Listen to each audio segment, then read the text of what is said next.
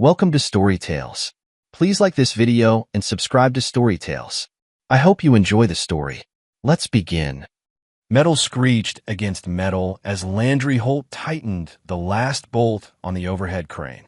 Sweat dripped from his forehead, stinging his eyes despite the bandana tied around his head. 14 hours into what should have been an 8-hour shift at the steel mill, and he was still fixing other people's mistakes. "Holt, you about done up there?" The shift supervisor's voice echoed through the cavernous mill floor. "Last bolt," Landry called back, his voice hoarse from the metal dust that hung in the air. The clock on the wall read 3:47 a.m. He'd been at it since 2 p.m. yesterday, covering for Jenkins, who'd called in sick again, probably nursing another hangover. Landry never said no to overtime, not with Jace's college tuition bills piling up. His muscles screamed as he descended the ladder, each rung a fresh negotiation with gravity. 38 wasn't old, but 14 hours of heavy labor made him feel twice that. He wiped his hands on the red shop rag that hung from his back pocket to pocket on jeans, so worn the color had faded to almost white at the stress points. Mills back up to speed, he reported to Mike, the night supervisor. Bearing was shot to hell. Replaced it and reinforced the mounting bracket. Mike nodded, making a note on his clipboard. "Appreciate it, Landry. You didn't have to stay." Landry shrugged. "Bills don't pay themselves. How's the kid doing at state?" A complicated question. Landry took a moment before answering. "Passing his classes. Burning through my savings like it's his job." Mike chuckled. "That's college for you. My daughter's the same way." But Mike's daughter sent thank you cards and called her father weekly. Jace had visited exactly once in 2 years, and that was only because his car had broken down halfway between the university and a spring break trip with friends who Landry had never met. "Head on home," Mike said. "Weather report says we're in for a storm." Landry nodded his thanks and punched out. The digital clock on the time car machine flashed 4:03 a.m. He'd see another day of overtime on his next paycheck. The parking lot was nearly empty, just a few cars belonging to the graveyard shift workers. Landry's Ford F-150 sat under a flickering security light, the blue paint dulled by a fine layer of steel dust that seemed to coat everything in this town. He bought it used 5 years ago, when Jace turned 16. The kid had expected his own car. Landry had offered to go halves if Jace saved up. He never did. Rain started falling as Landry pulled out of the lot. Fat drops hit his windshield, then a torrent. Texas storms never came gentle. The wipers fought a losing battle as he navigated the familiar roads home. The house was dark when he pulled into the driveway, which wasn't surprising given the hour. It was a modest 3-bedroom ranch, nothing fancy, but it was more than Renata had when he'd met her. 13 years ago, she'd been living in a 1-bedroom apartment with 5-year-old Jace, struggling to make rent on a waitress's salary. Lightning flashed, illuminating the roof.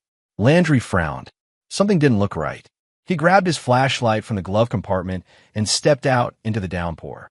Water was pouring from the corner of the roof near Jace's old bedroom. The gutter had come loose, and water was flowing directly down the exterior wall.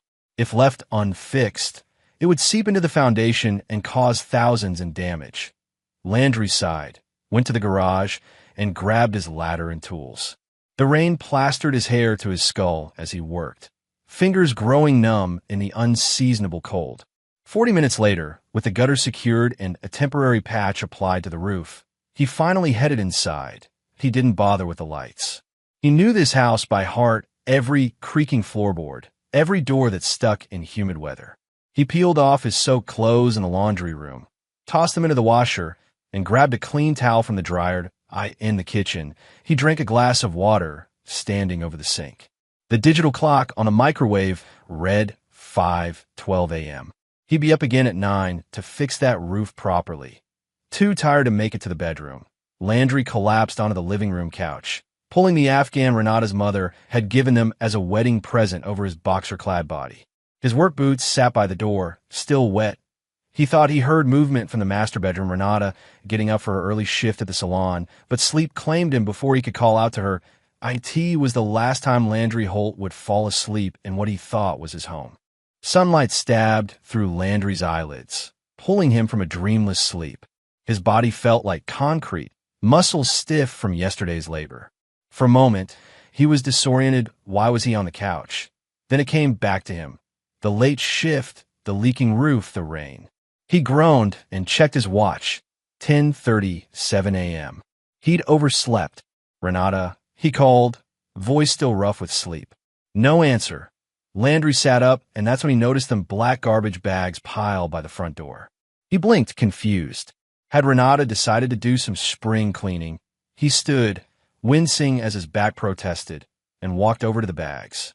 One had split slightly at the top, revealing a familiar flannel shirt. His flannel shirt. Frowning, Landry opened the bag wider and found more of his clothes stuffed inside. Another bag contained his books, his collection of vintage baseball cards, the watch his father had given him before he died.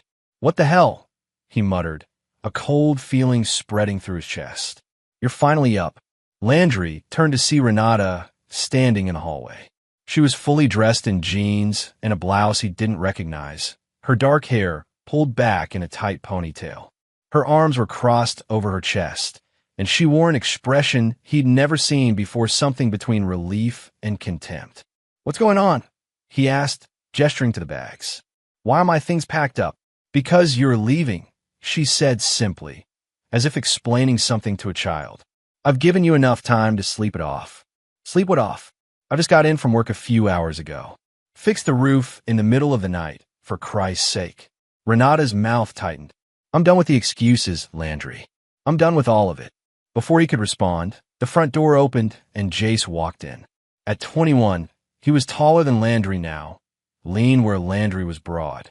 He was dressed in designer, clothes Landry knew he couldn't afford on the allowance they sent him. "Still here?"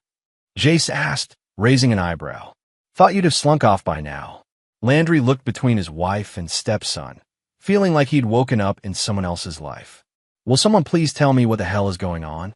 "We want you out," Renata said flatly. "Today. Now." "What? Why? What are you talking about?" "Don't play dumb," Jace snapped. "It doesn't suit you." "Well, actually it suits you perfectly." Landry's confusion was rapidly giving way to anger. "I've been at work all night. I come home, fix the roof in the pouring rain, get a few hours sleep, and wake up to this? What did I do?" "It's what you've always done," Renata said. "Or rather, what you haven't done. You're dead weight. Landry, you always have been." The words hit him like a physical punch to the gut. "Dead weight? I've worked 60-hour weeks for years to support this family, to pay for his education." He jabbed a finger toward Jace. "And you never let me forget it," Jace sneered. "You ungrateful little—" "Don't," Renata cut him off. "Don't make this uglier than it needs to be. Just take your things and go." Landry looked around the his house. The mortgage he paid every month. The walls he'd painted. The plumbing he'd fixed countless times. "This is my home," he said, voice dangerously quiet. "Not anymore," Renata replied, matching his tone. "I've spoken to a lawyer. This was never about the money you brought in. It was about what you promised and never delivered." "What the hell does that mean?" She didn't answer. Instead, she walked to the refrigerator, took a piece of paper from under a magnet, and handed it to him. In Renata's neat handwriting, it read simply, "You're dead weight. Get out." Landry stared at the paper, then crumpled it in his fist. 13 years, he said, his voice hollow. 13 years I've busted my ass for this family. For you. He looked at Jace. For the son I raised as my own. You didn't raise me, Jace said, voice dripping with disdain. You were just a guy who lived here and complained about money all the time. Landry felt something snap inside him. He started toward Jace, but Renata stepped between them. Your wallet's on the counter, she said coldly. I left you enough for a week at the motel on Highway 16. After that, you're on your own. Landry walked to the counter. His wallet lay open, most of the cash gone. His credit cards were missing. You stole from me? He asked incredulously. Consider it severance pay, Renata said. For all those times you said this house was yours because you paid for it. Jace tossed something that landed with a clatter on the counter. Landry's truck keys. Go cry somewhere else, Jace said with a smirk. And don't come back. Landry looked between them, this woman he'd loved, this boy he'd raised, and saw nothing but cold satisfaction in their eyes. 13 years of his life reduced to garbage bags and a cleaned-out wallet. Why? He asked simply. Why now? What changed? We did, Renata said. We realized we deserve better than what you can give us. Landry felt numb as he gathered his belongings. He made 3 trips to load the garbage bags into his truck, neither Renata nor Jace offering to help. When he came back for the last bag, they were standing by the door. My tools, he said. They're in the garage. We'll ship them to you, Renata said, though her tone made it clear she had no intention of doing so. Once you have an address. Landry stared at her, searching for some sign of the woman he'd married. He found nothing. Whatever I did, he said quietly, whatever you think I did, this isn't right. Goodbye, Landry, Renata said, and closed the door in his face that he stood there for a long moment, then pounded on the door with his fist. Open the door. This is my house. You can't just throw me out. From inside, he heard Jace laugh. Then Renata's voice. Leave now, or I'm calling the police. Landry stood there, fist raised to pound again, then slowly lowered it. He turned and walked to his truck, each step feeling like he was moving through tar. He sat in the driver's seat, hands gripping the steering wheel so tightly his knuckles turned white. Through the windshield, he could see the house he'd poured his life into. The curtains in the living room window twitched. Jace watching to make sure he left. Landry started the engine and backed out of the driveway. As he shifted into drive, a thought occurred to him that turned his blood to ice. This wasn't a sudden decision. They'd planned this, waited for the right moment. For all he knew, they'd been planning it for months. Years, even that he drove without direction, mind reeling. Eventually, he found himself in the parking lot of the Bluebird Motel, the kind of place that rented by the hour as often as by the night. It was all he could afford with what Renata had left him. The room smelled of cigarettes and desperation. Landry sat on the edge of the bed, still stunned. He tried Renata's cell phone. Straight to voicemail. He called the house. No answer. For 3 days, Landry lived in his truck, parking in different spots each night to avoid attention. He showered at the mill before his shifts, telling coworkers his hot water heater had burst. He ate fast food and slept fitfully, anger and confusion warring within him. On the 4th day, he called in sick for the first time in 5 years and drove back to the house. A different car was in the driveway, a black Audi he didn't recognize. Through the window, he saw Renata laughing with a man he'd never seen before. That was when Landry Holt understood. He hadn't just been discarded. He'd been replaced. The branch manager at First Texas Bank had known Landry for years. Tom Whitman had approved his mortgage, had seen him make every payment on time for over a decade. Now he couldn't look Landry in the eye. I'm sorry, Mr. Holt, Tom said, staring at his computer screen rather than at Landry. The joint accounts have been emptied. As for your personal savings account. He tapped a few keys, grimaced. Also empty. Closed, actually. How is that possible? Landry demanded. My name is on those accounts. Joint accounts, Tom corrected gently. Either party can withdraw funds. As for your personal account, we have a form with your signature authorizing the closure. I never signed any form. Tom finally looked up, his expression uncomfortable. Would you like to see it? The signature on the form looked like Landry's, but he knew he hadn't signed it. Renata must have practiced until she could forge it convincingly. This is fraud, Landry said through clenched teeth. Tom leaned forward, lowering his voice. Landry, Mrs. Holt came in last week. She said you were having problems, that you'd agreed to separate your finances. She was quite convincing. The implication hung in the air. Landry stared at the banker, realization dawning. What exactly did she tell you? He asked, his voice dangerously quiet. Tom shifted uncomfortably. That's not really relevant to the... What did she tell you? Landry's voice rose, causing heads to turn in the small bank branch. Sir, please lower your voice, Tom said, glancing around nervously. She lied to you, Landry said, forcing himself to speak quietly. Whatever she said, that I drink, that I hit her, that I gamble, it's all lies. The banker's face told him everything. Renata had spun a tale, and Tom had believed every word. Why wouldn't he? Renata could be incredibly convincing when she wanted something. I'm afraid there's nothing I can do, Tom said finally. The transactions were all legal. If you believe fraud was committed, you'll need to file a police report. Landry left the bank with his hands shaking. His truck was the only thing he had left, and only because the loan was in his name alone and the title was in the glove compartment, not at the house that he drove to Bill Mitchell's garage, where he'd helped rebuild an engine just last month. Bill was a friend. He'd understand. But when Landry walked in, Bill's usual smile was absent.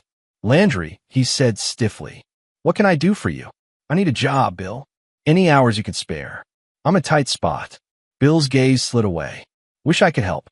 Business is slow right now." Landry looked around the busy garage.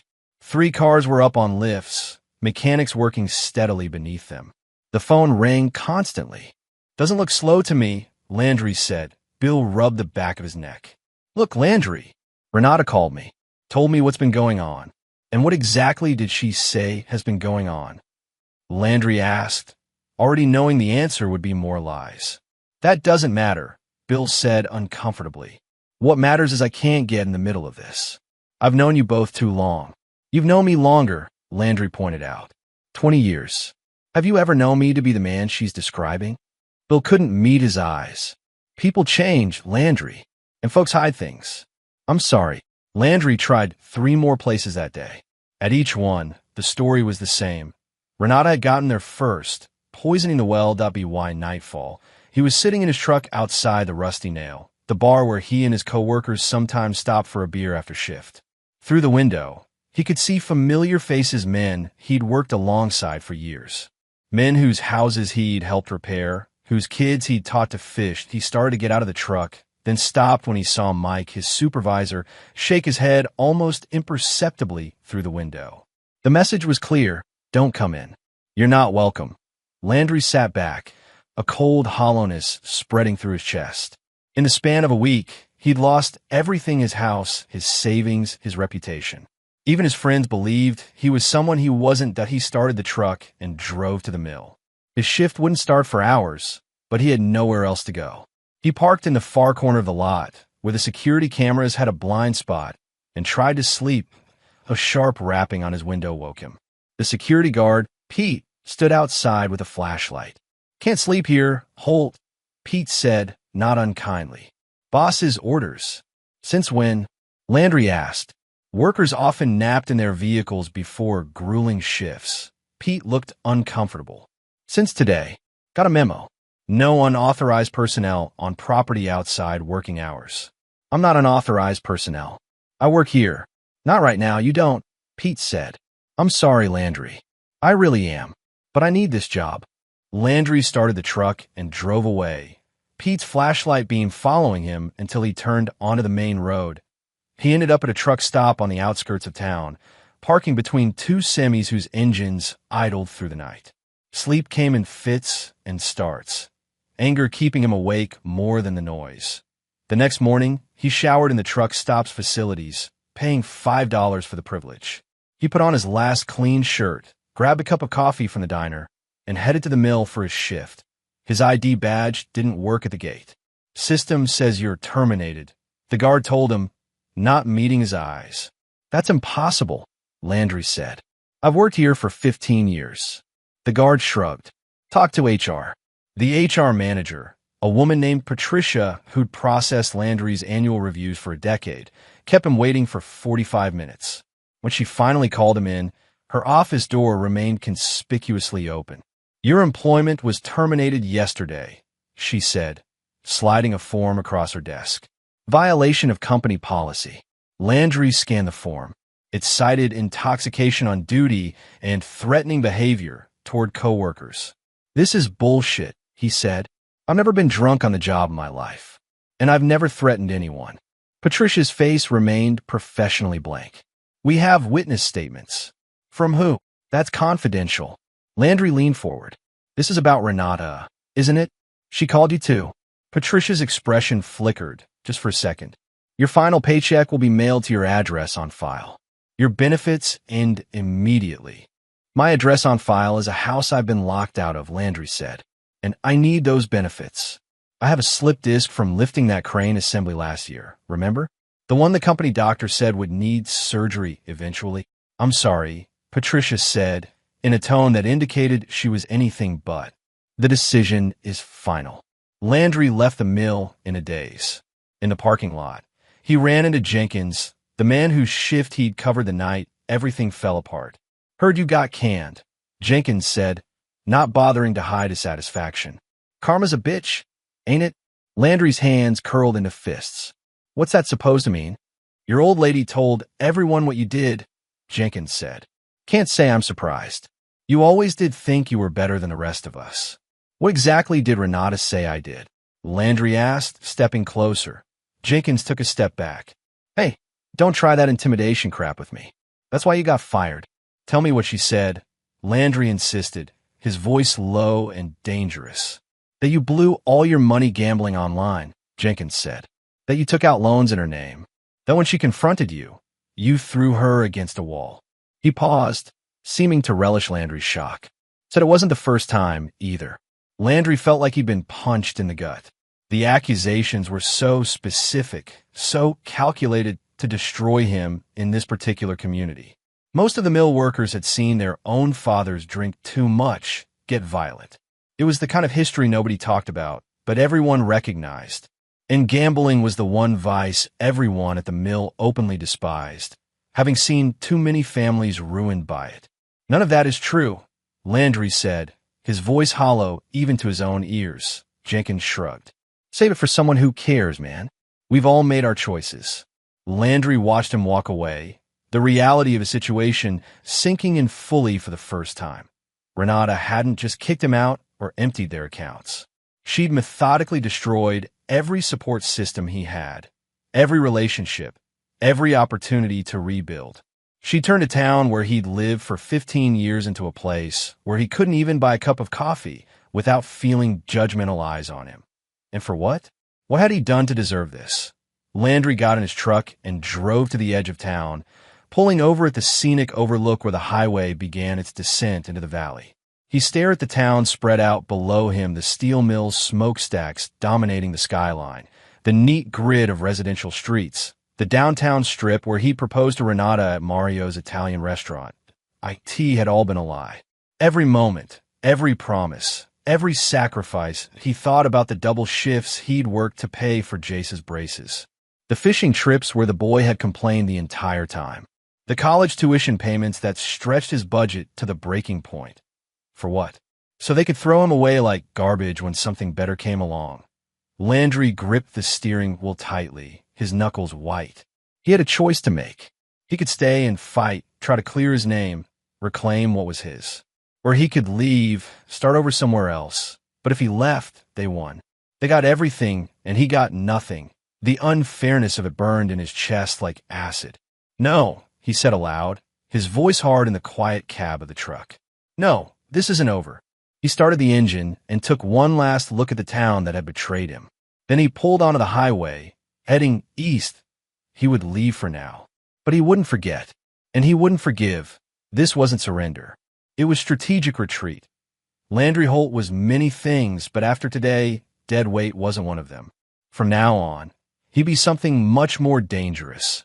A man with nothing left to lose and a burning need for justice. He didn't know how yet, but someday he would return.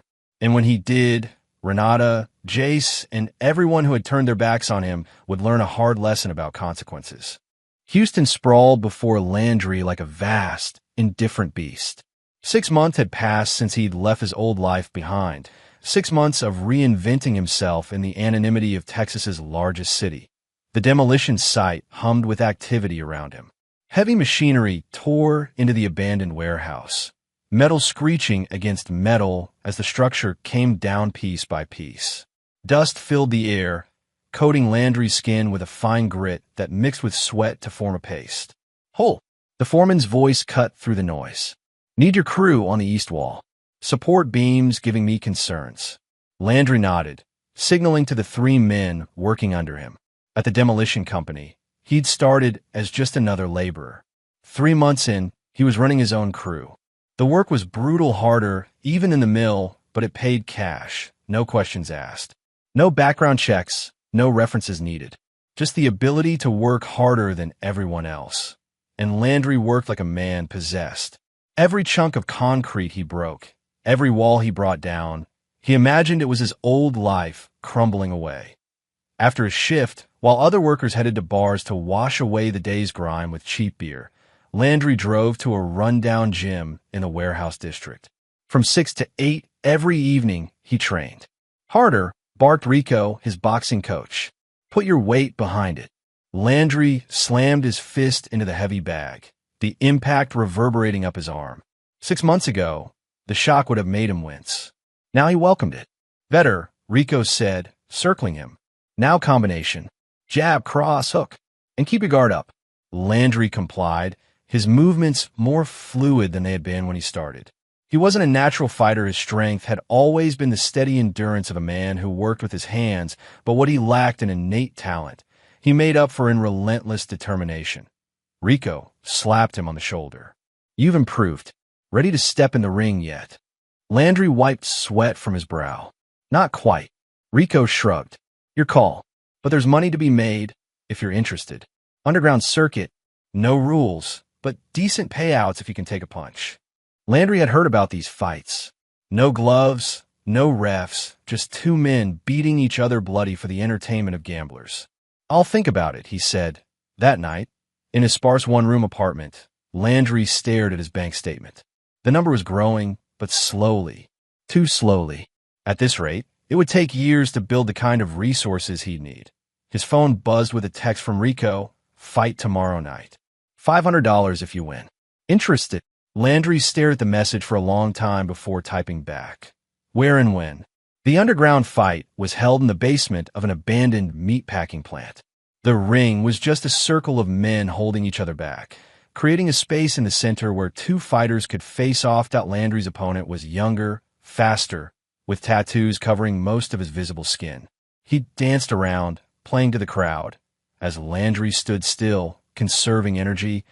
When a makeshift bell rang, literally someone hitting a pipe with a wrench, the younger man came at Landry like a tornado, all flailing limbs and wild aggression. Landry took the first few hits, feeling them distantly, as if they were happening to someone else. Then he planted his feet, waited for an opening, and struck. One punch, directly to the solar plexus. His opponent doubled over, gasping. Landry followed with an uppercut that lifted the man off his feet. The crowd roared as the younger fighter crumpled to the floor. Landry walked away with $500 in cash and a new line of income. Over the next 3 months, he fought twice a week. He lost some, but won more than he lost. The money was good, better than demolition work, but it came with costs.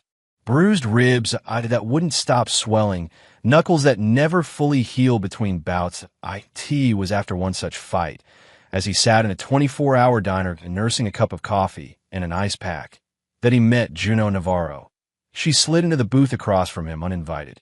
Dark hair cut in a sharp bob, eyes that missed nothing, wearing a suit that cost more than Landry made in a month. You're wasting your potential, she said without preamble. Landry raised his one good eyebrow. Excuse me, you're smart enough to know that fighting is a young man's game, she continued, signaling the waitress for coffee. A few more months of this, and you'll have permanent damage. Brain damage, if you're unlucky. Do I know you? She extended a hand, manicured nails gleaming under the fluorescent lights. Juno Navarro, financial consultant. Landry didn't take her hand. If you're looking for someone to invest with, you're in the wrong place. She smiled, not offended by his rudeness. On the contrary, I'm looking for someone with your particular skill set. My skill set is breaking things and getting hit in the face. Not much call for that in finance. You underestimate yourself, Juno said, sipping the coffee the waitress had brought. I've been watching you. You're methodical, patient. You can take a hit and keep going. And most importantly, you have motivation. What do you know about my motivation? Juno's smile turned knowing. I know you're not fighting for the money, though you need it. You're fighting because you're angry. Because someone took everything from you, and you want it back. Landry stared at her, suddenly wary. Who are you? Really? Someone who recognizes the look in your eyes, she said. I see it in the mirror every morning. She told him her story over eggs and toast. How her ex-husband, a hedge fund manager, had systematically hidden assets during their divorce. how he manipulated the system, paid off judges, left her with nothing while he lived in luxury with his new wife. "So what did you do?" Landry asked, genuinely curious. "I got educated," Juno said. "Learned the system better than he did. Found every loophole, every hidden account. And then I took it all back, plus interest. And now what? You help others do the same." Sometimes, she acknowledged. "For the right people, with the right motivation." Landry considered her. "And you think I'm one of those people?" "I think you have potential," she said. "But right now, you're just throwing punches in the dark. I can teach you to hit where it hurts the most." 2 days later, Landry found himself in Juno's downtown office, surrounded by computer screens displaying financial data he barely understood. "First lesson," Juno said, handing him a book titled Financial Forensics, Following the Money Trail. "You can't fight what you don't understand." For the next month, Landry spent every spare moment reading books on finance, legal precedents, property law. His tiny apartment filled with sticky notes and legal pads covered in his increasingly precise handwriting. During the day, he continued with demolition work. At night, instead of fighting, he attended classes at a community college, studying basic accounting and business law. Juno introduced him to contacts in the legal world, paralegals, and court clerks who knew how the system really worked. "The law isn't about justice," one clerk told him over drinks one night. "It's about procedure. Master the procedure, and you control the outcome." Landry absorbed it all, his mind making connections faster than he would have thought possible. It turned out that the same methodical approach that had made him valuable at the mill served him well in understanding complex financial structures. 4 months into his education, Juno presented him with a case study. "Anonymous client," she said, sliding a folder across her desk. "Tell me where the money is going." Landry spent 3 days analyzing bank statements, property records, and incorporation documents. When he returned to Juno's office, he had a detailed map of how her client had hidden over $2 million in assets. "Did I pass?" he asked. After walking her through his findings, Juno smiled. "With flying colors. That was my ex-husband's scheme from 5 years ago." "So what now?" Landry asked. "Now," Juno said, "we talk about your situation." Landry had told her the bare bones of his story, but now he shared every detail. The years of working himself to exhaustion to provide for Renata and Jace. The betrayal. The calculated way they had destroyed not just his present, but his future. When he finished, Juno was silent for a long moment. "You said your wife married someone else?" she finally asked. "Almost immediately after throwing me out," Landry confirmed. "Guy named Leland Carr. Owns a chain of car dealerships." "I looked him up." Juno's eyes narrowed. "The Carr Automotive Group? That's the one." "You know it." "I know of Leland Carr," she said carefully. "He's got a reputation in certain circles. Not a good one." "What kind of reputation?" "The kind that involves cooking books and leveraging others to take falls," Juno said. "He's been investigated 3 times for financial improprieties. Always manages to slide away clean while someone else takes the blame." Landry felt a cold satisfaction settle in his chest. "So my ex-wife married another con artist. Fitting. It does raise the question," Juno mused, "of whether she knew what he was before she married him, or whether she sought him out specifically because of what he was." Landry added. The thought had been forming in his mind for months. What if Renata's betrayal wasn't a sudden decision? What if she'd been planning it all along, just waiting for the right opportunity? "Have you looked into your ex-wife's background?" Juno asked. "Before you met her?" Landry frowned. "Not really. I knew she was a single mom, struggled to make ends meet. Her ex, Jace's biological father, was out of the picture. Perhaps it's time to dig deeper," Juno suggested. "People rarely change their fundamental nature. If she was capable of doing what she did to you, chances are you weren't the first." That night, Landry began researching Renata's past. It wasn't easy. This was before she'd taken his name, and her maiden name was common enough to yield thousands of results. But he was nothing if not persistent. 2 weeks later, he had his answer. Renata had been married not once before him, but twice. Both times to men with steady jobs and modest savings. Both marriages had ended abruptly, with Renata walking away financially secure while her ex-husbands face sudden legal troubles. She's a predator, Juno said when he shared his findings. She finds men who work hard, who build something, and then she takes it. And Leland Carr? Landry asked. How does he fit into her pattern? He's already wealthy. Juno tapped her fingers on her desk thoughtfully. That's the interesting question, isn't it? My guess. She's aiming higher this time. Why settle for a worker's savings when you can go after real money? You think she's planning to con Carr the same way she conned me? I think, Juno said carefully, that would be a dangerous game. Carr isn't like you, Landry. He didn't build his wealth honestly. Men like that protect what's theirs by any means necessary. Landry absorbed this, turning it over in his mind. What if, he said slowly, what if she's already started? What if she's already moving Carr's money?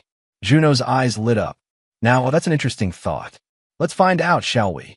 It took another month of careful research, calling in favors from Juno's contacts, and some legally questionable database searches. But eventually, they found what they were looking for. Look at this, Juno said, pointing to her computer screen. New account opened 6 months ago. Shell company registered in the Caymans, with a subsidiary in Delaware. Transfers coming in from Carr's business accounts. Is it legitimate? Landry asked. On paper, yes. But look at the signatory. She zoomed in on a document. R. Holt Carr. Renata had kept his name, hyphenating it with Carr's. And she was using it to funnel money away from her new husband.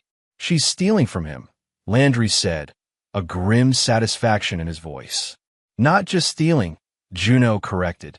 She's setting up her exit strategy. These accounts, they're only in her name. Carr probably doesn't even know they exist. Landry leaned back in his chair, a smile spreading across his face for the first time in months. She thinks she's so clever, but she's made a mistake. Several, by my count, Juno agreed. So what now? Landry asked. Do I go to Carr? Tell him what she's doing? Juno shook her head. Not yet. First, we need leverage. Information is power, but only if you know how to use it. What do you suggest? I suggest, Juno said with a predatory smile of her own, that we watch and wait. Let Renata dig her hole deeper. And meanwhile, we prepare for the moment when we can use what we know to maximum effect. And Jace? Landry asked. My stepson. How does he fit into all this? Juno's expression softened slightly. That's up to you. He's young, might have been manipulated by his mother, or he might be complicit. Either way, he's a secondary target. Landry thought about Jace, the boy he'd raised, taught to ride a bike, helped with homework. The young man who had smirked as he tossed Landry his truck keys and told him to go cry somewhere else. No, Landry said firmly. He made his choice. He's as much a part of this as she is. Juno nodded, respecting his decision. Then we plan accordingly. In the months that followed, Landry continued to build his knowledge and resources. He moved to a better apartment, traded his battered pickup for a nondescript sedan that wouldn't draw attention. He let his hair grow longer and grew a short beard, small changes that made him less recognizable to anyone from his past.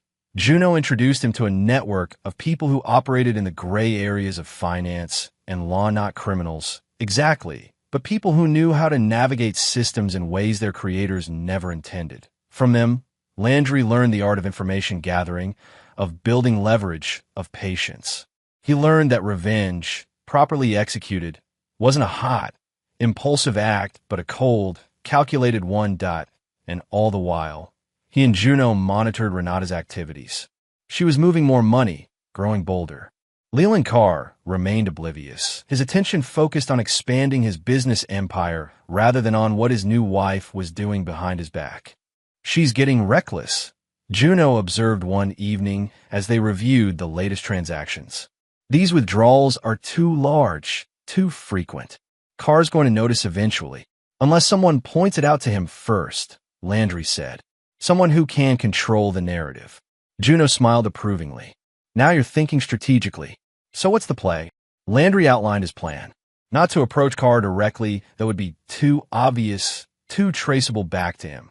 Instead, to create circumstances where Carr would discover the theft himself, in a way that would maximize his sense of betrayal. He needs to feel what I felt, Landry explained. The complete, overwhelming realization that the person he trusted most has been lying all along. And then, Juno prompted. And then, Landry said, his voice hardening. We watched them tear each other apart. Landry sat across from Juno in her office, staring at the documents spread across her desk.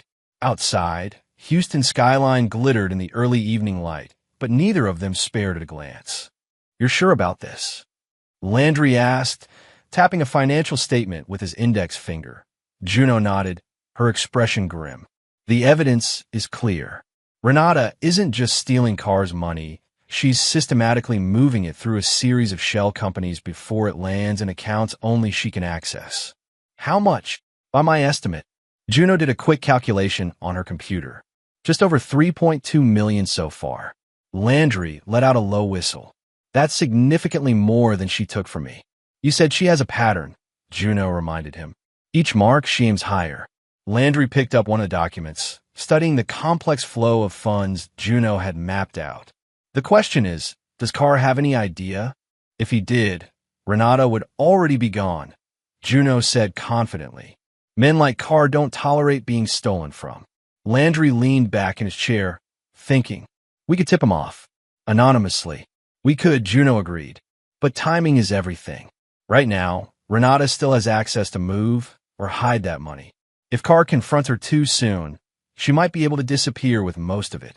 So we wait until she's committed even more, Landry nodded, understanding the strategy.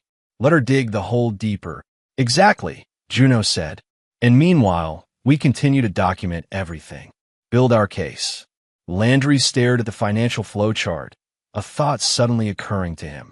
These accounts here, he pointed to 3 different entities on the diagram. They're registered to our Holt Carr, not just our Carr. Juno raised an eyebrow.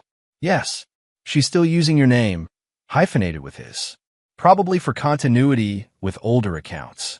Which means, Landry said slowly, that if someone were looking for connections to me specifically, they might find these accounts. Juno finished, her eyes widening as she grasped his implication. Renata's not just stealing from Carr. She's potentially setting you up as an accomplice. Landry's jaw tightened. She used my name to open accounts I knew nothing about, transferring money I never saw. If Carr discovers this on his own, he might think you're working with her, Juno concluded. That's diabolical. It's consistent, Landry said grimly. Remember what she did back in my hometown. She didn't just kick me out, she systematically destroyed my reputation, turned everyone against me. So she's not just a thief. She's someone who thoroughly eliminates loose ends, Juno mused. Makes me wonder what happened to her previous husbands. Landry had looked into that too. Her first husband had died in what was ruled an accidental drowning. The second had been convicted of tax fraud and was still serving time. We need to move more carefully than I thought, Landry said.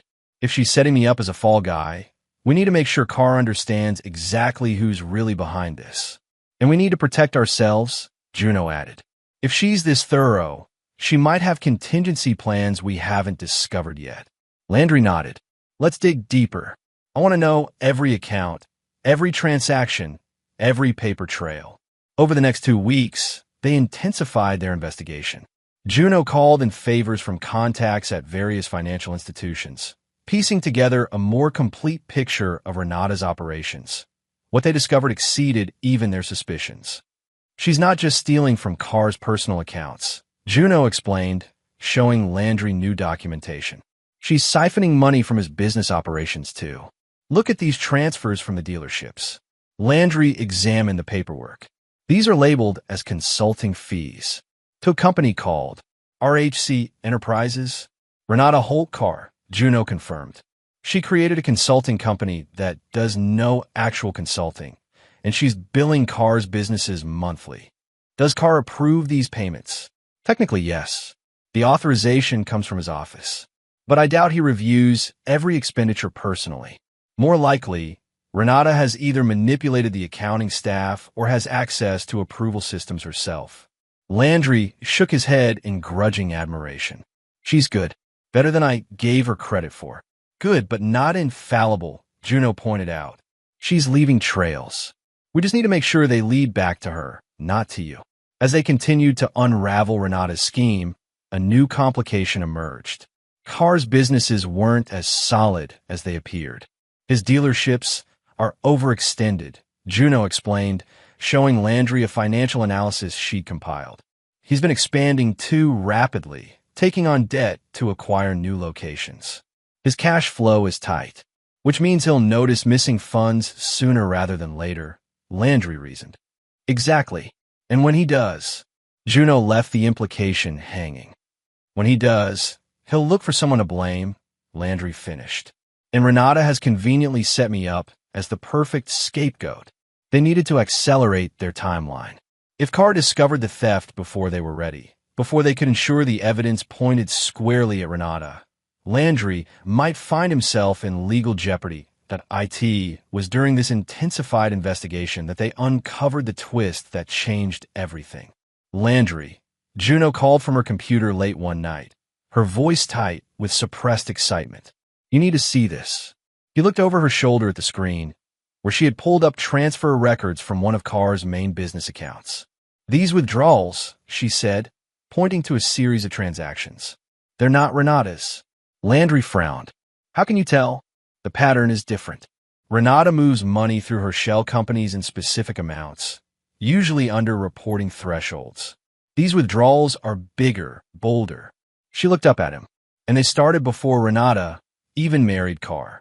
So Carr's business was already leaking money before Renata came on the scene, Landry said slowly. Not leaking, Juno corrected, being deliberately drained. Look at where the money goes. She pulled up another screen, showing the destination accounts. Offshore holdings in the name of Leland Carr himself, Landry read aloud. His eyes widened. He's embezzling from his own companies? It's a classic move for someone preparing either for bankruptcy or a hasty exit, Juno explained. He's hiding assets from creditors, possibly tax authorities too. Landry stared at the screen, the implications racing through his mind. So we have two separate schemes running simultaneously. Carr is siphoning money from his businesses to his private offshore accounts, and Renata is siphoning money from both Carr's personal accounts and his businesses to her own hidden accounts, Juno finished. They're stealing from each other without realizing it. Landry began to laugh, a deep, genuine laugh that startled even himself. It's perfect, absolutely perfect. Juno smiled, understanding his reaction. Poetic justice? Better than anything I could have planned, Landry agreed, still chuckling. They deserve each other. But as the humor of the situation faded, Landry began to see the strategic opportunity it presented. This changes our approach, he said, growing serious again. We now have leverage against both of them. Juno nodded. The question is how to use it. They discussed various options late into the night. Direct confrontation carried too many risks. Anonymous tips to authorities might work, but could result in investigations that took years to resolve too long for Landry's desire for more immediate justice. What if, Landry said finally, we don't expose them ourselves at all? What if we arrange for them to expose each other? Juno tilted her head. I'm listening. Carr is hiding money from creditors and tax authorities, Landry explained. Renata is stealing from Carr. What happens if Carr discovers Renata's theft? He confronts her, Juno said. Possibly worse, given his reputation. And what happens if Renata discovers Carr's offshore accounts? She'll try to gain access, Juno said immediately. It's her pattern. She takes everything she can get her hands on. So we create a situation where each discovers what the other is doing, Landry concluded. And then we step back and let nature take its course. The plan took shape over the following days. It required precision, timing, and a few legal gray areas that Juno assured Landry they could navigate safely. The key, Juno emphasized, is ensuring neither of them can trace any revelations back to you. You need to remain the invisible hand. Agreed, Landry said. As satisfying as it might be to see their faces when they realize who orchestrated their downfall, anonymity is safer. They set their plan in motion with a series of small, seemingly unrelated actions. An anonymous tip to one of Carr's accountants about discrepancies in certain accounts. A misdirected email to Renata, supposedly intended for Carr, mentioning concerns about offshore holdings. Little breadcrumbs carefully placed to lead each to discover the other's deception without revealing their own involvement. Meanwhile, they continued monitoring both schemes, watching as the situation grew increasingly precarious for both Carr and Renata. Carr's made another large transfer offshore, Juno reported one afternoon. His businesses are showing the strain. 2 of his dealerships missed payroll last week. And Renata, still siphoning funds, but she's getting nervous. She's accelerated her timeline, moving larger amounts more frequently. She senses something's wrong, Landry surmised. She knows Carr's empire is shaking. She's preparing to bail out, Juno agreed. But she's not ready yet. She hasn't secured everything she's after. Good, Landry said grimly. I don't want her to get away clean. As the weeks passed, their monitoring showed the tensions escalating. Carr began investigating the financial discrepancies they'd hinted at. Renata intensified her efforts to locate and access Carr's hidden assets. IT was like watching 2 predators circling each other, neither yet aware of the other's true nature. How much longer? Landry asked Juno after a particularly tense day of watching transactions fly back and forth. Not long, she said confidently. Carr closed 3 accounts yesterday that Renata had been drawing from. He knows something's happening, even if he hasn't identified her as the source yet. And has she found his offshore accounts? She's getting close. She accessed his email yesterday using a password we helped make available to her. Landry raised an eyebrow, but didn't ask for details. Some things were better left unknown. The culmination came faster than either of them expected. Landry was at his apartment, reviewing documents, when Juno called. Turn on Channel 8 News, she said without preamble. Right now, Landry grabbed the remote and switched on the television. The screen showed a reporter standing outside Carr Automotive Group's headquarters. Allegations of financial impropriety have led to the freezing of several accounts associated with the dealership chain, the reporter was saying. Sources close to the investigation suggest that millions of dollars may have been diverted through fraudulent means.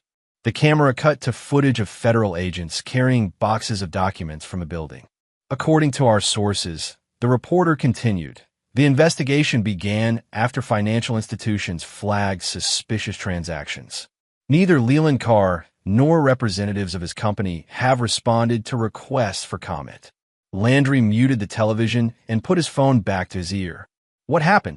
Carr discovered Renata's theft and confronted her. Juno explained, her voice tense with excitement. But in trying to stop her withdrawals, he triggered reviews of his own suspicious transactions. One of his banks filed a suspicious activity report, and the dominoes started falling.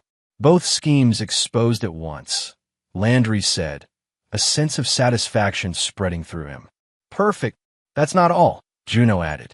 My contact at the bank says Renata tried to withdraw everything from her accounts this morning. She's planning to run. Can she? Some of her accounts are already frozen, Juno said, but she managed to access a few. She has enough to disappear if she wants to. And Carr, his assets are being frozen across the board. His businesses, his personal accounts, everything they can find. He's trapped. Landry absorbed this information, weighing their next move. We need to make sure Carr knows exactly who betrayed him, he decided. Not just for legal purposes, but for personal ones. I want him to know it was Renata. I think I can arrange that, Juno said thoughtfully. There's a particular document trail we can make sure finds its way to investigators. It leads very clearly to Renata. Do it, Landry instructed, and find out where Jace fits into all this. Is he with Renata? Does he know what she's been doing? I'll make some calls, Juno promised. After hanging up, Landry stood by the window of his apartment, looking out at the Houston skyline. The news was still playing silently on his television, now showing B-roll footage of Carr's dealerships. This wasn't how he'd initially envisioned his revenge playing out. He'd imagined a more direct confrontation, a moment where Renata and Jace would have to face him and acknowledge what they'd done. But this systematic unraveling of the new life they'd built without him had its own satisfaction. They had discarded him, treated him as worthless. Now, they were the ones losing everything. His phone buzzed with a text from Juno. Just learned Jace has been working for Carr's company. junior executive position. No evidence he's involved in either scheme, but he's definitely caught in the fallout. Landry felt a momentary twinge, not quite regret, but something adjacent to it. The boy he'd raised was now facing the consequences of his mother's actions. But then he remembered Jace's smirk as he'd tossed Landry his own truck keys. The contempt in his voice. Go cry somewhere else. No, Jace had made his choice. He'd chosen Renata and whatever she promised him over the man who had raised him. Let him learn what loyalty to Renata really meant. The news shifted to other stories, but Landry kept the television on, waiting for updates. This was just the beginning. The investigations, the legal proceedings, they would take months, possibly years. But the first blow had been struck. Carr now knew, or would soon know, that the woman he'd married had been systematically robbing him. Renata was on the run, her carefully constructed new life in shambles. And Landry, the dead weight they'd so eagerly discarded, was still standing, watching it all unfold from a safe distance. Phase 1 of his reckoning was complete. Now it was time to prepare for Phase 2. He fabricated court summons arrived at Renata and Leland Carr's expansive home on a Tuesday morning, hand-delivered by a man in a cheap suit who looked official enough to pass cursory inspection. Landry, parked down the street in a rented car with tinted windows, watched through binoculars as the courier handed the envelope to the housekeeper. 40 minutes later, he saw Renata emerge from the house. Phone pressed her ear, gesticulating wildly. Her face, even at a distance, showed the panic he'd hoped to instill. She got it, he reported to Juno via his earpiece. Perfect, came the reply. The law firm listed on the summons is prepared for her call. They'll confirm a case has been opened, but refuse to provide details until she appears in person. There is no case, Landry reminded her, a small smile playing at his lips. Of course not, Juno agreed. But Forrester & Associates is a real firm specializing in financial crimes. They're just not expecting Ms. Holt Carr to appear in their reception area demanding information about a non-existent case. By the time she figures that out, Landry said, the real damage will be done. The summons was masterfully crafted, authentic-looking enough to pass a worried recipient's inspection, vague enough to maximize anxiety, specifically mentioning financial irregularities and conversion of assets without providing actionable details. It specified a court date 3 weeks away, giving Renata plenty of time to panic, make mistakes, and potentially incriminate herself further. Landry tracked her movements for the rest of the day. She made 6 phone calls from her car, visited 2 different banks, and finally met with someone at a small legal office in an unremarkable strip mall, not the prestigious firm listed on the summons, but likely the kind of lawyer who handle matters requiring discretion. She's scrambling, Landry noted with satisfaction. And every move she makes creates new evidence, Juno added. My contact at her primary bank confirms she tried to move a significant sum this afternoon. The transaction was flagged. Over the next few days, they monitored the ripple effects of their fabricated summons. Renata continued making frantic moves to secure and hide assets. Carr, initially unaware of his wife's panic, continued his own separate scheme to shield business assets from mounting debts. And Jace, the final target of Landry's plan, began showing signs of stress. Your stepson has missed 3 days of work at Carr's dealership, Juno reported. Social media shows him at clubs in Austin, spending lavishly. Landry had been keeping tabs on Jace's social media accounts. The once humble student Landry had supported through college had transformed into a flashy young executive, posting photos of expensive meals, designer clothes, and parties at exclusive venues. The contrast with the boy who had once complained that Landry's Christmas gifts weren't generous enough was stark. He doesn't know what's coming, Landry said, more to himself than to Juno. He thinks the good times will last forever. Speaking of which, Juno said, are you ready for the next phase? The next phase was more direct. Using information they'd gathered about Leland Carr's precarious business situation, they crafted a detailed, anonymous report suggesting financial mismanagement and potential fraud. This report wasn't sent to authorities that would come later, but to Carr's major investors and creditors. We're not making accusations, Juno explained as they finalized the document. We're just raising questions that any prudent investor would want answered. Questions that will make them look closer at his books, Landry added. And once they start looking, they'll find both his scheme and Renata's. Juno finished. The report was distributed through untraceable channels, emails from temporary accounts, printed copies mailed from different locations around Houston. Within days, the effects began to show. Car's main investor group requested an emergency meeting. Two banks that held notes on his recent dealership acquisitions initiated reviews of the loans. Suppliers began demanding payment up front rather than extending the usual credit terms. The pressure was mounting from all sides. Meanwhile, Renata grew increasingly desperate. After discovering the court summons was fraudulent, a fact Juno's contacts confirmed she'd learned after a humiliating visit to the law firm's offices, she became more paranoid, more aggressive in her moves to secure what she'd stolen. She's liquidating assets, Juno reported after a week of monitoring. Converting accounts to cash where she can, to precious metals and cryptocurrency where she can't withdraw directly. She's preparing to run, Landry observed. Yes, but she's not ready yet, Juno said. She's still trying to access Carr's offshore accounts. She knows they exist, but hasn't cracked them all. And Carr, fighting fires on multiple fronts. The investor scrutiny has him scrambling to present a solvent picture. He's trying to move money back onshore without attracting attention, which is nearly impossible given the current spotlight. Landry smiled grimly. So he's trying to undo his own scheme while still unaware of hers. Exactly, Juno confirmed. It's like watching two burglars working different rooms of the same house, each unaware of the other until the alarms start blaring. The situation continued to deteriorate over the following weeks. Carr was forced to close 2 underperforming dealerships. The stock price of his parent company dropped precipitously. Rumors spread through the business community about impending investigations. And still, remarkably, Carr hadn't identified Renata as the source of his additional financial bleeding. Their personal and financial lives remained separate enough that he hadn't connected the dots yet.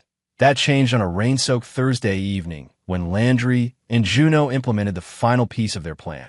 Using carefully cultivated access to Carr's email system obtained through methods Juno assured Landry were untraceable, they sent a message from his accountant's address to his personal email. The message contained spreadsheets detailing unauthorized transfers from his accounts, with all evidence pointing directly to Renata. Will he believe it? Landry asked as they sent the email. The evidence is irrefutable, Juno said confidently. And it comes from a source he trusts. More importantly, it's all true. We're just packaging information that already exists. They didn't have to wait long for results. 3 hours after the email was sent, Juno's phone rang. It was her contact who worked as a security guard at Carr's gated community. Mr. and Mrs. Carr are having quite the disagreement, the guard reported. Police have been called for a domestic disturbance. Landry felt a cold satisfaction as Juno relayed this information. He knows, he said simply. Yes, Juno agreed. And from the sound of it, he's not taking it well. The confrontation between Carr and Renata made the local news the next morning, not the details of their financial schemes, but the public argument that had spilled from their home onto the front lawn of their exclusive neighborhood. No arrests were made, but sources reported that Mrs. Carr had left the residence with several suitcases. She's running, Juno concluded after reviewing her surveillance reports. But she's got a problem. Many of her accounts are now frozen due to the scrutiny Carr's businesses are under.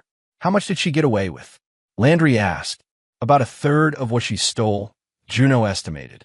Enough to disappear on, but not the windfall she'd planned. And Jace. Juno pulled up his most recent social media activity. He posted this last night for what appears to be a hotel room. He's blaming haters and business rivals for his stepfather's troubles. Landry examined the post, noting the defensive tone, the continued displays of wealth designer clothes visible in the background, an expensive watch prominently featured in the selfie. He still doesn't get it, Landry said, shaking his head. He thinks this is a temporary setback. It's about to get much worse for both of them, Juno noted, checking her phone. My sources say federal investigators are preparing to move on Carr's businesses. Once that happens, everything freezes accounts, assets, operations, including Jace's position and salary, Landry added. Especially those, Juno confirmed. Junior executives with no real qualifications are the first to go when companies face federal scrutiny. Landry leaned back in his chair, contemplating the chaos they'd unleashed. It had evolved beyond his initial vision of revenge into something more comprehensive, more devastating than he could have orchestrated alone. Renata was on the run with a fraction of what she'd stolen, her carefully constructed new life in ruins. Carr faced financial collapse and potential criminal charges, his business empire crumbling under the weight of his own schemes and the additional damage Renata had caused. And Jace, who had looked down on Landry as dead weight, was about to discover what it meant to truly have nothing. What happens now? Juno asked, watching Landry's expression. Now, he said slowly, we wait for the final act. When they're at their lowest, when they have nowhere else to turn. That's when you reveal yourself. Juno guessed. Landry considered this. The original plan had included a moment of revelation, a confrontation where he would make them understand exactly who had orchestrated their downfall. But now, seeing the ripple effects of their actions, he wondered if that was necessary. Perhaps not, he said finally. Perhaps it's enough to know that they'll eventually realize it themselves. That in their darkest moments, they'll remember the man they discarded as dead weight and wonder if he somehow played a part in their fall. Juno nodded appreciatively. Sometimes the most effective revenge is the one that leaves them questioning, never certain, always looking over their shoulders. And always wondering who else might be coming for them, Landry added. Because Renata has left a trail of destroyed lives behind her. I'm surely not the only one who'd want justice. For the first time since Renata had handed him that cold note, you're dead weight. Get out. Landry felt something close to peace. Not happiness, exactly, but satisfaction. The scales were balancing. Justice, in its own twisted way, was being served. So what now for you? Juno asked, bringing him back to the present. Landry thought about it. I've been focused on tearing down for so long. Maybe it's time to start building something new. You've learned a lot in the past year, Juno observed. Skills most people never acquire. You could do well in my line of work. Landry smiled at the suggestion. Financial investigation, financial justice, she corrected. Helping people who've been wronged by those who know how to manipulate the system. There's no shortage of clients. It was an intriguing proposition, using the knowledge he'd gained not just for his own vengeance, but to help others who had been victimized as he had been. I'll consider it, he said, but first, there was one more piece of his plan to put in place. One final move that would bring his journey full circle.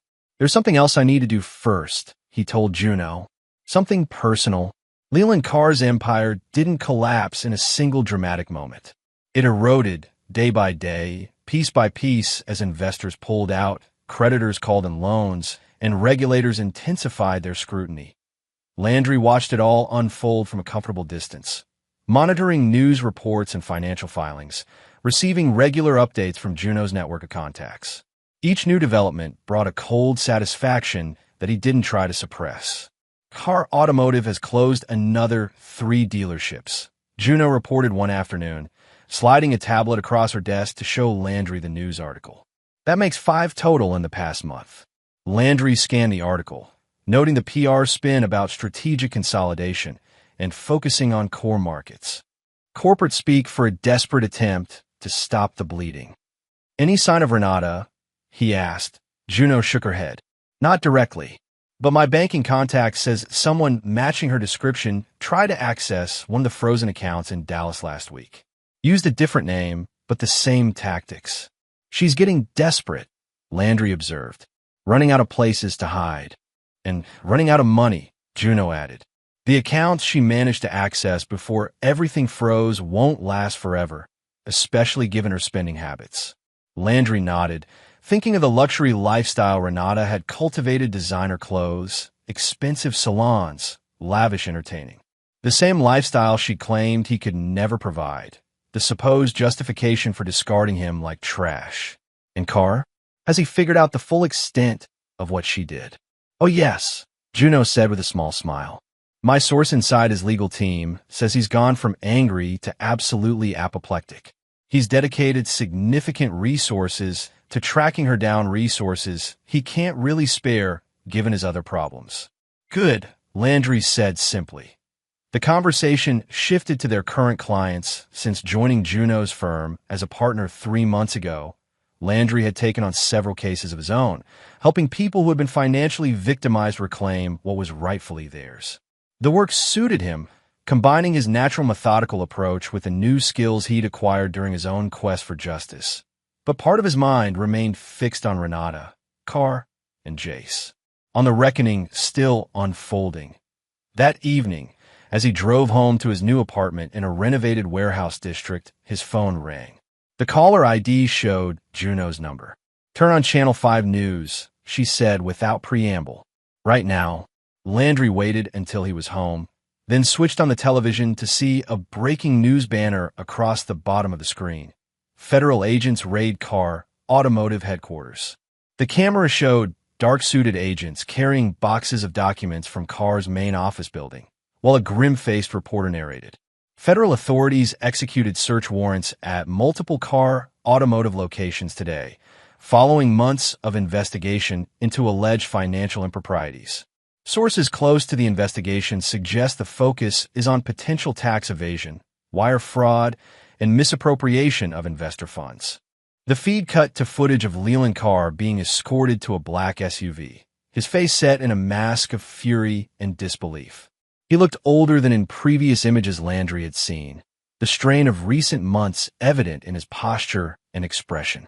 While no formal charges have been filed at this time, the reporter continued, this development represents a significant escalation in the ongoing troubles at what was once the state's largest automotive dealer group.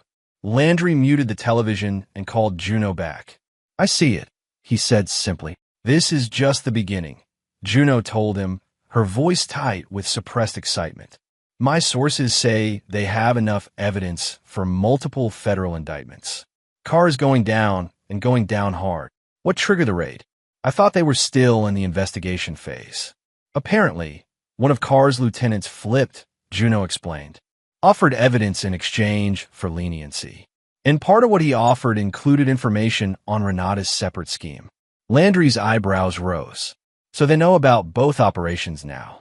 "Yes, and they're treating it as a conspiracy. They think Carr and Renata were working together." The irony wasn't lost on Landry. That's going to make Carr even more determined to find her, to prove she acted alone. "Exactly," Juno agreed.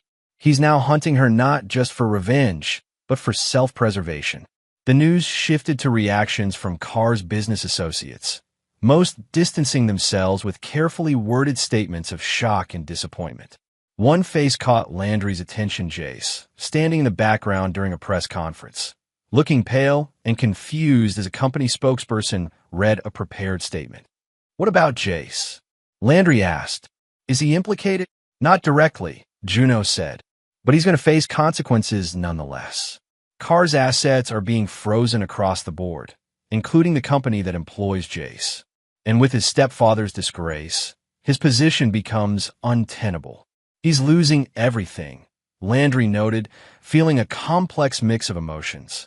Part of him, the part that remembered teaching Jace to ride a bike, helping with homework, attending his high school graduation, felt a twinge of something like regret.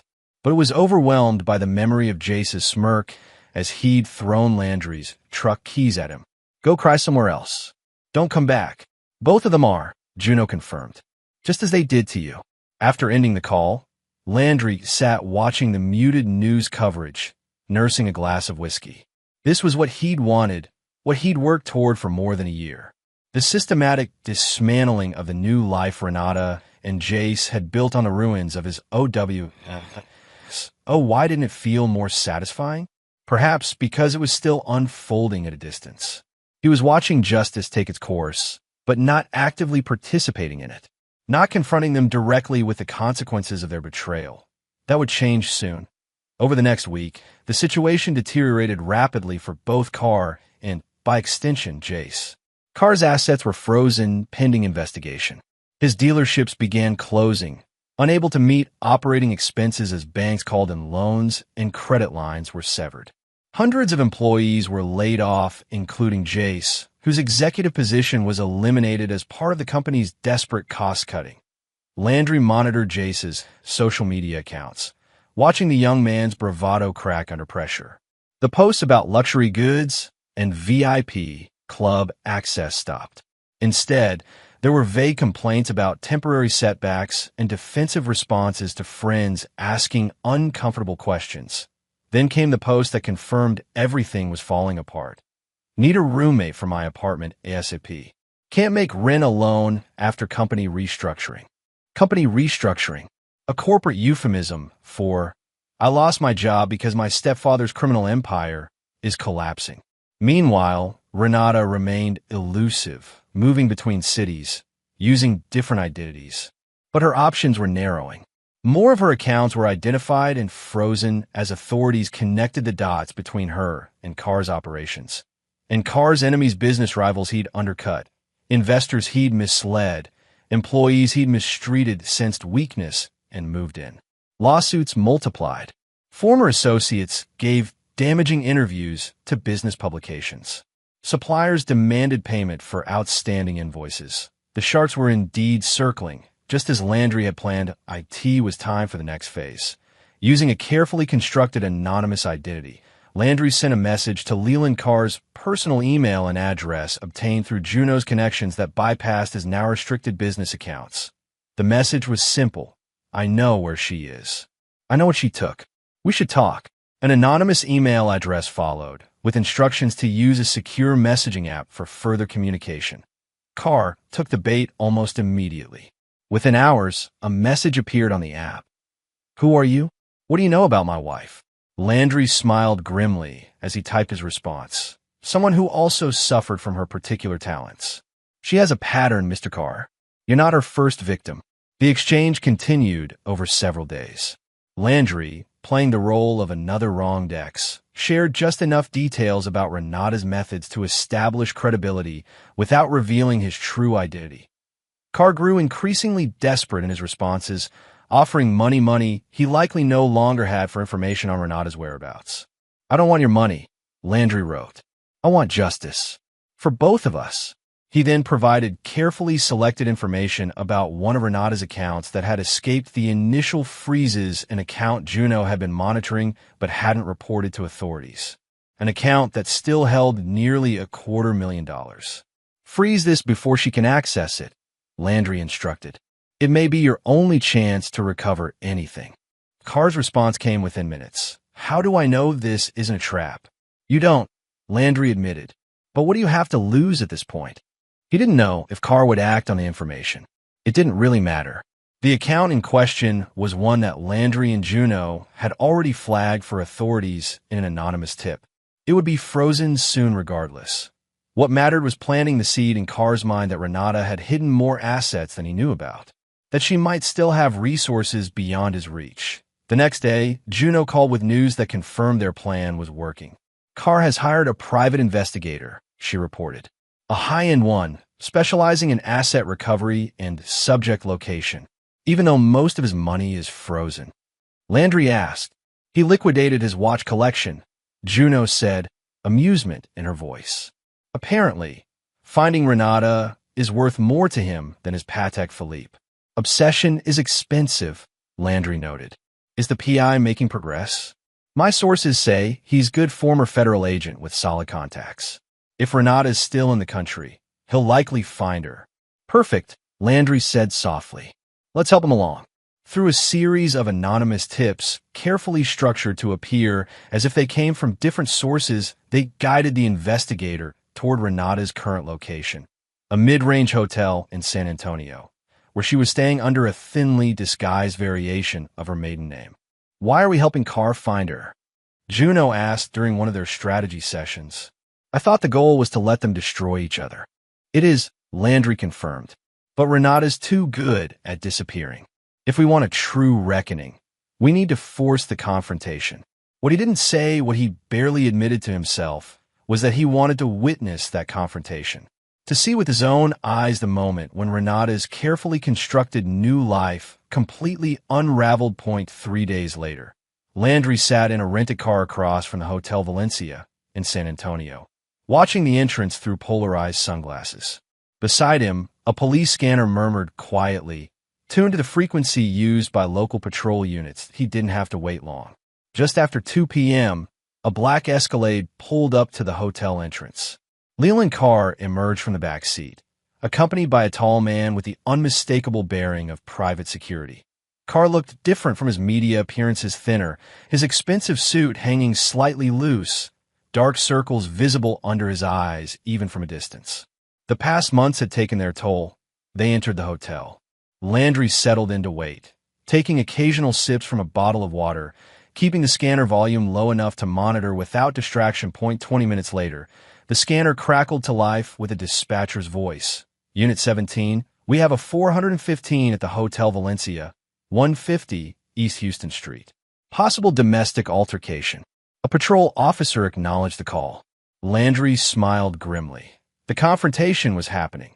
Within minutes, 2 SAPD patrol cars pulled up to the hotel entrance, lights flashing. 4 officers entered the building. Landry continued to wait, watching other hotel guests peering curiously at the police presence as they came and went. The scanner provided fragmented updates, officers reporting to dispatch, requesting verification of identities, mentioning multiple complaints about shouting from other guests. Finally, after nearly 40 minutes, the hotel doors opened. The officers emerged first, followed by Renata in handcuffs, her face a mask of fury. Behind her came Carr, still shouting accusations despite an officer's repeated instructions to calm down. Renata was placed in the back of a patrol car. Carr continued arguing with the remaining officers, gesturing wildly, his composure completely abandoned. Landry watched it all, feeling a strange detachment. This woman who had shared his bed for 13 years, who had once promised to love him forever, was now being taken away in a police car. The man who had replaced him, who had offered her the wealth and status Landry supposedly couldn't provide, was now reduced to ranting on a public sidewalk, his own legal troubles momentarily forgotten in his rage. That it wasn't the ending Landry had originally envisioned when he began planning his revenge. It was messier, more public, less directly attributable to his own actions. But perhaps that was better. Let Renata and Carr destroy each other in the eyes of the world. Let their true natures be exposed for everyone to see. He started his car and drove away, leaving the scene behind. There was one more piece to his plan, one more confrontation to orchestrate, and this one would be much more personal. The motel room was depressingly familiar to Landry, the kind of place he'd been forced to stay in during those first desperate weeks after Renata had thrown him out. Faded carpet, sagging mattress, air conditioning that rattled more than it cooled. The Starlight Motel on the outskirts of Houston wasn't rock bottom, but you could see it from there. Room 114 was currently occupied by Jace Holt, Landry's former stepson. 3 weeks after Carr's businesses collapsed and his position was eliminated, Jace had burned through his savings and credit, finally washing up here when his apartment was reclaimed by the management company. Landry sat his car across the parking lot, watching the door to room 114. It was nearly noon, but the curtains remained drawn. Jace's social media had gone dark 2 weeks ago. No more posts, no more carefully curated images of success. Reality had finally caught up with him. The door to 114 opened, and Jace emerged, squinting against the bright Texas sun. He looked terrible unshaven, hair unwashed, wearing wrinkled clothes that had once been fashionable. He shuffled to the vending machine near the office, fed in some coins, and retrieved a soda and a package of crackers. Lunch, presumably. Jace turned to head back to his room. His phone rang. He checked the screen, then answered quickly, his posture suddenly alert. Even from a distance, Landry could see the animation in Jace's movements as he spoke, hands gesturing, pacing back and forth.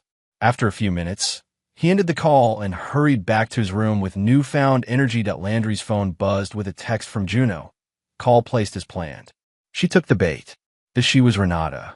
Released on bail after her confrontation with Carr in San Antonio, she was now facing multiple federal charges related to the financial schemes she'd run both with and against her husband. Her assets remained frozen, her passport surrendered to authorities, her future likely to include significant prison time. But Renata always had contingency plans, always had resources hidden where others wouldn't think to look. And now, desperate and cornered, she was reaching out to the one person she thought might still help her: her son. The call Jace had just received wasn't actually from Renata. It was from a voice actress Juno had hired, using recordings of Renata's voice as reference, following a script Landry had carefully crafted.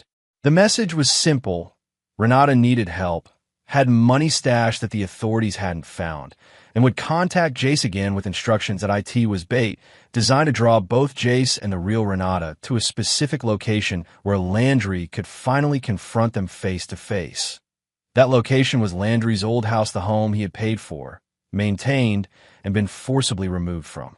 The house that, through a series of legal maneuvers Juno had orchestrated, was now for sale following Carr's financial collapse and the freezing of all associated assets 0.2 days after the fake call. Landry's phone rang. It was the burner phone number that had been provided to Jace during the call, supposedly for reaching Renata securely. "Hello." Jace's voice was tense, hopeful. "Do you have a pen?" Landry asked, disguising his voice slightly. "I have a message from your mother." "Who is this?" Jace demanded. "Let me talk to her directly." "That's not possible right now," Landry said. "But she needs your help. She needs you to go to the old house tomorrow at 3 p.m. Come alone. She'll meet you there." "The old house." "But that's under federal seizure, yes?" Landry cut him off. "Which is why no one will be watching it. The agents have bigger concerns right now." Jace was silent for a moment, considering. "How do I know this isn't a trap?" "You don't," Landry admitted. "But what choice do you have? Your mother is the only one who can help you now. Unless you're enjoying your accommodations at the Starlight." The sharp intake of breath told Landry that the reference to Jace's current situation had hit home. "Fine," Jace said finally. "Tomorrow at 3. After hanging up, Landry made another call, this one to a temporary number he'd identified as belonging to Renata. When she answered, he used the same disguised voice. "Ms. Holt-Carr, I have information about your son that you might find interesting." "Who is this?" Renata's voice was guarded, suspicious. "Someone who's been watching him. He's in trouble, Ms. Holt-Carr. Serious trouble." "What kind of trouble?" The concern in her voice seemed genuine, which surprised Landry. Perhaps there was one person in the world Renata actually cared about. "The kind that requires money to fix," Landry said vaguely. "Money he thinks you still have hidden away." Renata was silent for a moment. "I don't know what you're talking about." "No." Landry's voice took on an edge. "Then I guess you don't care that he's meeting someone tomorrow who claims to be acting on your behalf. Someone who promised him access to funds the authorities haven't found." "Where?" Renata demanded. "Where is this meeting?" "Your old house. The one you shared with your first husband. 3 p.m. tomorrow. That house is under federal." "I know what the house is under," Landry cut her off. "The question is whether you care enough about your son to show up and prevent him from making a terrible mistake." He hung up before she could respond, confident she would appear. Renata might be many things: manipulative, selfish, cruel, but Landry had observed enough over their years together to know that Jace was her blind spot. The one person she genuinely tried to protect, in her own twisted way. The next day, Landry arrived at his former home an hour early. The house looked different, neglected, with uncut grass and newspapers piled on the porch. The federal seizure notice on the door competed with a foreclosure notice from the bank and a for sale sign from a real estate company that specialized in distressed properties. He let himself in using the key he'd kept all these years, the one Renata had forgotten to demand when she'd thrown him out. The interior was largely as he remembered it, though some of the furniture was different Carr's influence, presumably. But the bones of the place, the structure he'd maintained with his own hands, remained unchanged. Landry walked through each room, memories washing over him. The kitchen where he'd cooked Sunday breakfasts. The living room where they'd watched movies together. Jace gradually migrating from sitting with them to locking himself in his room as adolescence took hold. The back porch where Landry had taught Jace to clean fish after their rare successful fishing trips that IT should have felt more emotional. returning to this space that had once been the center of his life. But Landry found himself surprisingly detached. This wasn't his home anymore. It was just a house walls and a roof, nothing more. That he positioned himself in the dining room, where he could see the front door but wouldn't be immediately visible to anyone entering. Then he waited. Jace arrived first, 10 minutes before the appointed time. Landry watched through the window as his former stepson approached the house cautiously, looking around as if expecting to be observed. He tried the front door, found it unlocked, and stepped inside. "Mom?" he called softly, then louder. "Mom, are you here?" Landry remained silent, observing. Jace had lost weight since he'd last seen him on the news. His clothes, once expensive designer items, showed signs of wear. The confident swagger Landry remembered had been replaced by nervous energy.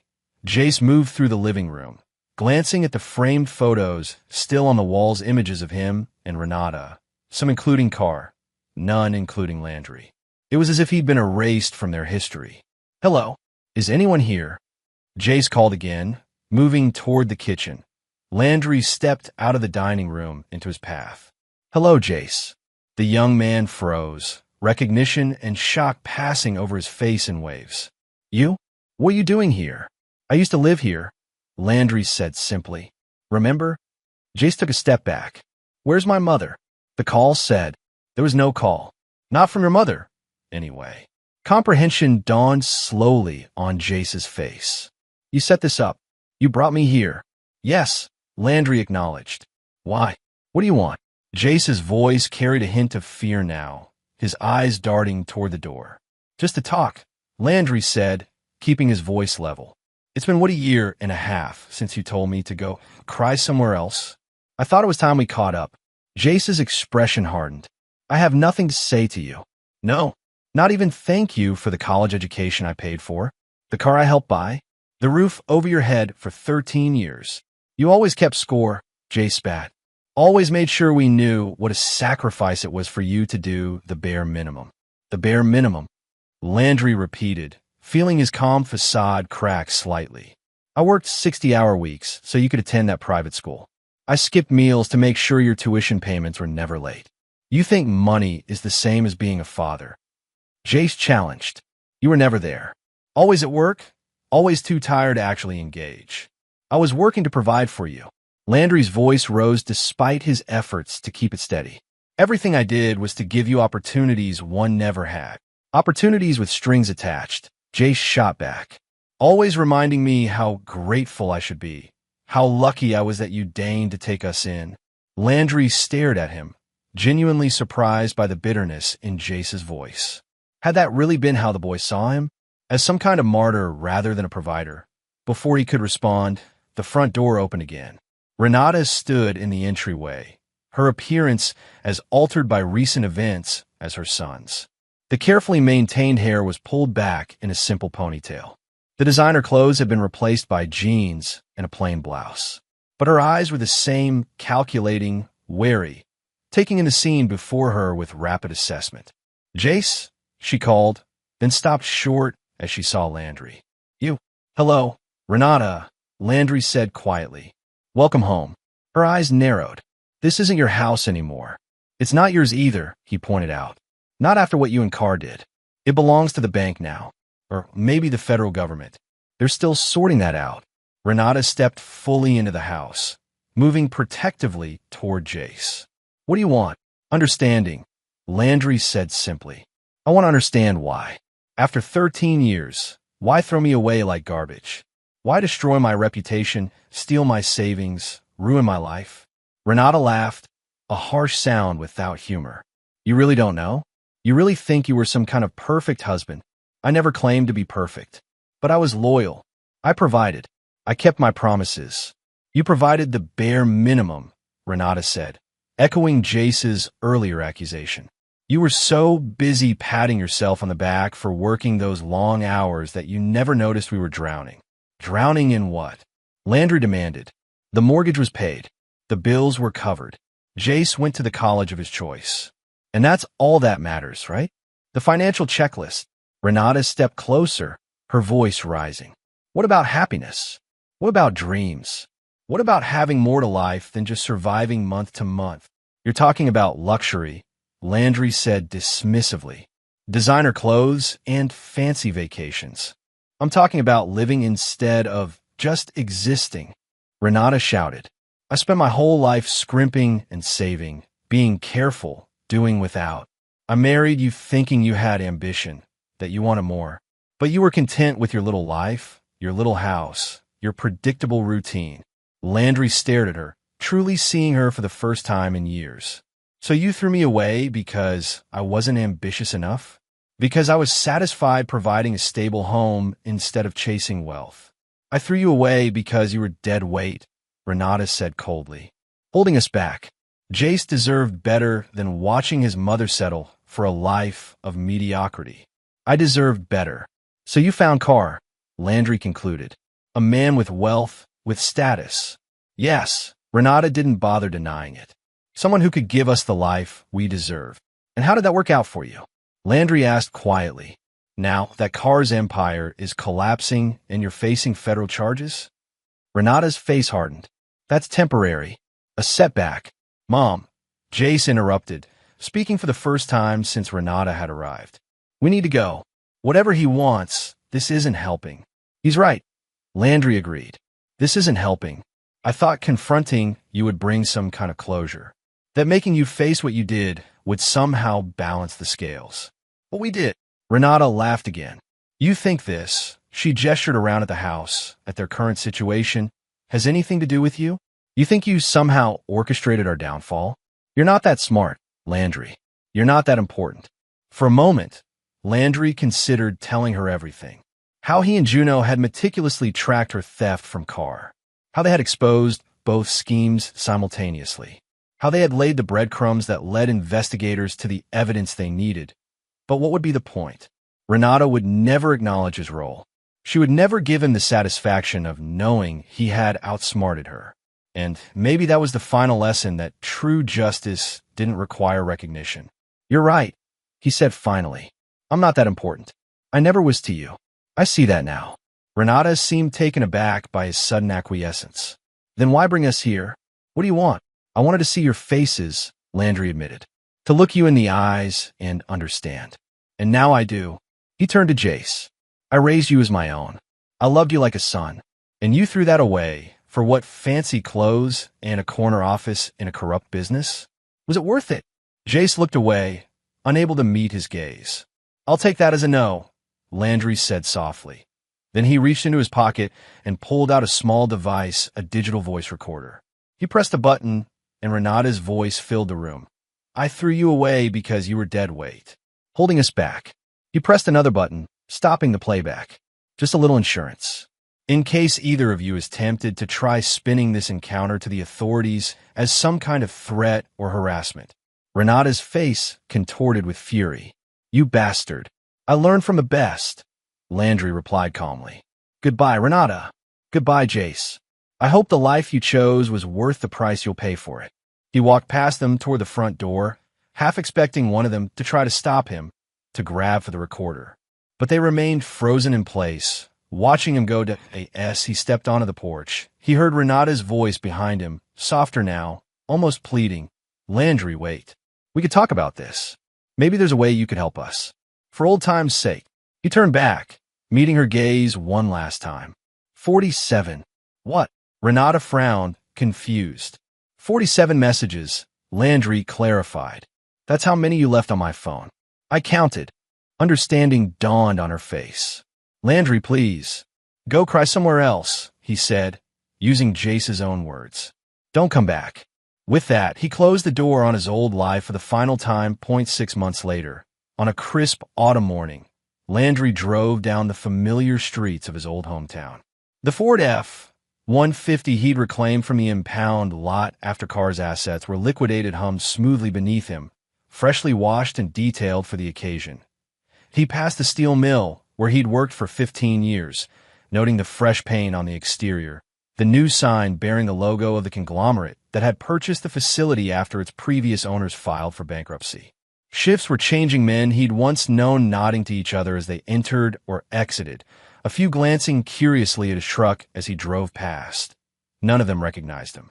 The beard he'd grown, the longer hair, the weight he'd lost during his time in Houston all contributed to a transformation that went beyond the physical. He carried himself differently now, moved with the confidence of a man who had faced rock bottom and climbed back up on his own terms.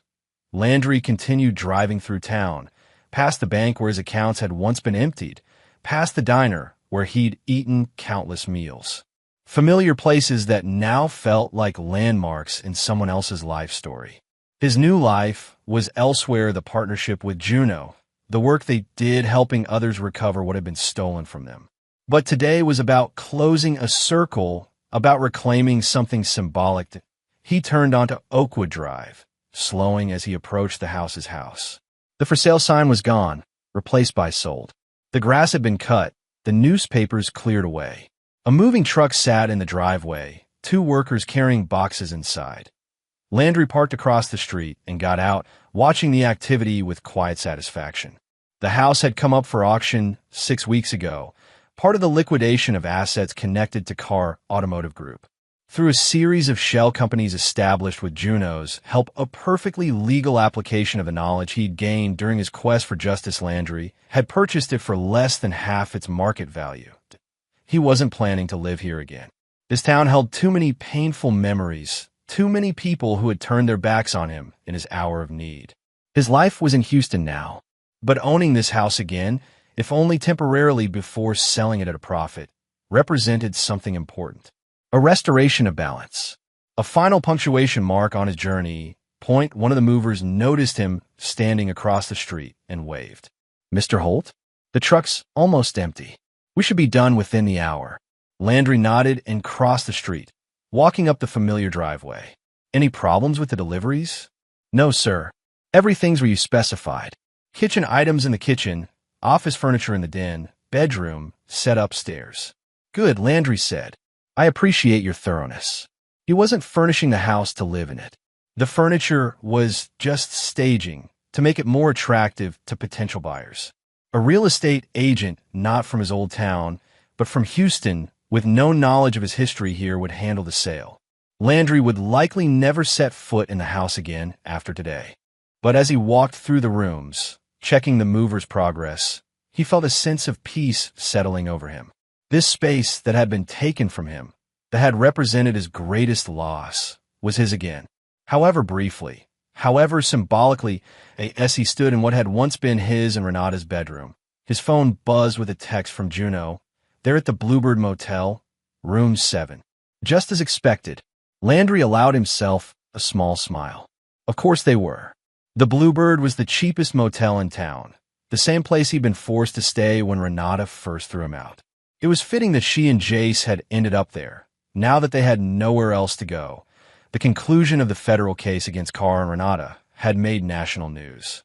Carr had received 15 years for fraud, tax evasion, and various financial crimes. Renata, in a plea deal that shocked many observers, had turned state's evidence against her husband, reducing her own sentence to 3 years, as she'd been released just 2 weeks ago, returning to the only place she had left the town where it all began. But her reputation was in tatters, her previous schemes exposed to everyone who had once believed her lies about Landry. No one would hire her, no one would rent to her. Jace, who had avoided criminal charges only due to lack of evidence, had similarly found himself unemployable, his association with Carr's collapsed empire a permanent stain on his resume. They were staying at the Bluebird on the charity of a distant cousin of Renata's, the only family member who would still acknowledge them. And today, they would watch as Landry reclaimed what had once been his. After the movers finished, Landry thanked them and gave each a generous tip. He walked around the house one last time, making sure everything was in order for the real estate photographer who would arrive tomorrow. Then he locked up, got back in his truck, and headed toward the Bluebird Motel that he didn't plan to speak to them. Didn't need to. The confrontation at the house 6 months ago had said everything that needed saying. This was just the final visual statement, the period at the end of a long sentence. The Bluebird looked even more dilapidated than he remembered. Paint peeling from the doors, cracked concrete in the small parking area. The neon sign missing several letters so that it now read BL EB RD. Room 7 was at the far end of the single-story structure, its window overlooking the street. The curtains were drawn, but a small gap revealed movement inside, someone watching, waiting. Landry drove past slowly, ensuring that his truck was clearly visible from the window. He didn't look directly at the room, didn't acknowledge that he knew they were there. Just drove by at a deliberate pace, the afternoon sun glinting off his reclaimed vehicle, eye in his rearview mirror. He saw the curtain pulled back further. Renata's face appeared, thinner now, harder, her expression a mix of disbelief and bitter recognition. Behind her, Jace peered over her shoulder, his once arrogant features now slack with the resignation of the thoroughly defeated. They had seen him. Seen the truck they had mocked him from as they locked him out of his own house. Seen the evidence of his recovery while they wallowed in the consequences of their choices. Landry drove on, not speeding up, not looking back again.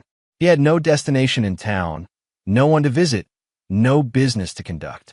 He would head back to Houston tonight, back to his new life, his new purpose. But as he reached the town limits, he allowed himself a moment of reflection on everything that had happened. On the betrayal that had nearly broken him, on the journey that had transformed him, on the justice that had finally, belatedly, been served. Dead weight. He murmured to himself, a smile playing at the corners of his mouth as the town receded in his rearview mirror. Looks like I'm the only one left standing. He turned onto the highway heading east, the setting sun at his back, illuminating the road ahead with golden light. Behind him lay the ruins of his old life and the architects of his downfall.